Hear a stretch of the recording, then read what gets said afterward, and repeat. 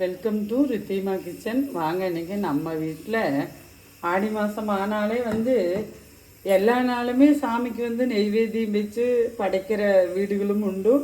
பொதுவாகவே வருஷம் பூராமே நம்ம வீட்டில் சாமிகளுக்கெல்லாம் ஏதாவது ஒரு பழமோ ஏதாவது ஒரு அன்னபூர்ணிக்கெல்லாம் நம்ம வைக்கிற சாதத்துலேயே எடுத்து வைப்பாங்க.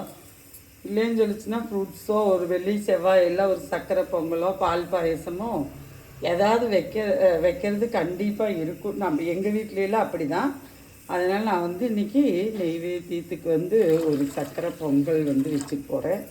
நம்ம வீட்லேயும் பொங்கல் எல்லாமே வெங்கல பாத்திரம் இதில் தான் வைப்போம். நம்ம இந்த ஆடி மாதத்துக்கு தனியாக வச்சு சமைக்க பழகிறது ரொம்ப நல்லது. ஒரு சின்ன டம்ளரில் 1 டம்ளர் அரிசி எடுத்துருக்கிறேன், 1/2 டம்ளர் பருப்பும் எடுத்துருக்கிறேன். அதை ஊற வச்சு வச்சுருக்கேன். பச்சரிசி தான் எடுத்திருக்கேன், அதை ஊற வச்சு எடுத்திருக்கேன். இந்த கிளாஸில் 1.5 டம்ளர் தண்ணி வச்சுருக்கேன், 1 டம்ளர் பால் ஊற்றிருக்கேன். பால் உங்கள் விருப்பம், வேணும்னா ஊற்றிக்கலாம், இல்லாட்டி வேண்டாம். அரிசி போட்டிருக்கேன். நிறையா பேர் வீட்டில் இப்போ மேக்ஸிமம் செய்கிறாங்க.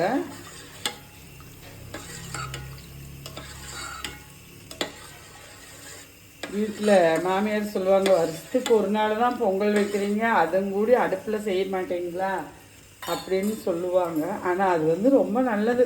நம்ம கலாச்சாரத்தை நம்ம குழந்தைகிட்ட சொல்லி கொடுக்கும்போது நம்ம குழந்தைகளும் அடுத்த அவங்க குழந்தைகளுக்கு சொல்லி கொடுக்குறதுக்கு அடுத்த ஜெனரேஷன் அப்படியே வருங்க. அரிசி இந்த பால்லையே வேகட்டும். பால் கொதித்த பின்னால் அரிசி போடல நான், அதுக்கு முன்னாடியே அரிசி போட்டுட்டேன். பால் கொதிச்ச பின்னாலேயும் அரிசி போடலாம். நம்ம செம்பு பாத்திரம் பித்தளை பாத்திரத்துலாம் வச்சுருந்தோம்னா பொங்க விட்டு அரிசி போடலாம். இப்போல்லாம் மேக்ஸிமம் எல்லாருமே ஈஸியாக குக்கர்லேயே செஞ்சுக்கிறோம் பொங்கல் எல்லாம்.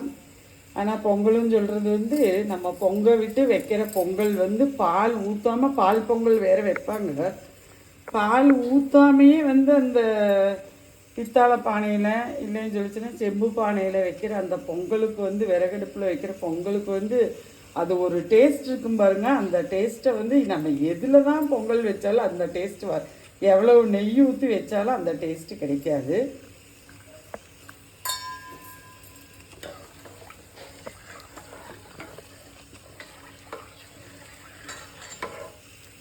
அரிசியெல்லாம் நல்லா குழைவாக வெந்துருச்சு அந்த பால்லையும் தண்ணியிலையுமே. இந்த டைம் நான் அதுக்கு தேவையான இனிப்புக்கு வெல்லத்தை உருக்கி வச்சுருக்கேன். நீங்கள் நாட்டு சர்க்கரை வேணாலும் போட்டுக்கலாம். வெள்ளைப்பாகு ஊற்றும்போது வடிகட்டிட்டு வேணும் ஊற்றுறக்கு.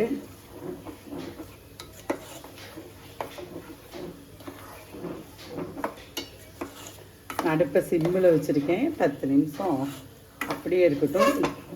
நான் வெல்லம் பாகு ஊற்றுனதுனால கொஞ்சம் லூஸாக இருக்குது, அது அப்படியே டைட் ஆயிரும்.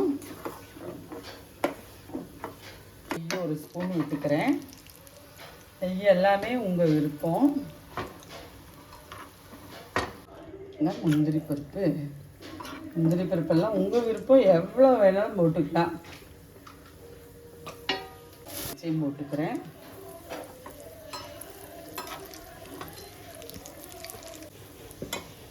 நான் ஒரு 2-3 ஏலக்காயை தட்டி பொடி பண்ணி வச்சுருக்கேன், அதுவும் போட்டுட்டேன்.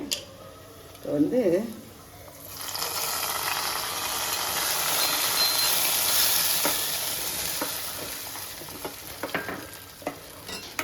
பாருங்க, நான் ஒரு சின்ன பீஸு பச்சை கற்பூரம் போட்டுக்க போகிறேன்.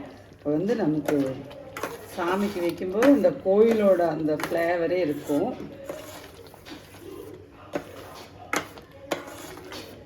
இந்த பொங்கல் ஆற நல்லா கெட்டி ஆயிடுங்க. இதெல்லாம் உங்கள் விருப்பம், வைக்கிற அளவும் உங்கள் விருப்பம், ஸ்வீட்டும் உங்கள் விருப்பம். இதில் நான் இப்போ சால்ட் ஒரு பிஞ்சு போடல, அது வேணாலும் நீங்கள் போட்டுக்கலாம். ஆஃப் பண்ணிவிட்டு அடுப்பேன். 10 நிமிஷம் மூடி போட்டு வச்சிட போகிறேன். வாங்க, நம்ம வீட்டில் சாமி கும்பிட்டுட்டு சாப்பிட்லாம். நன்றி, வணக்கம்.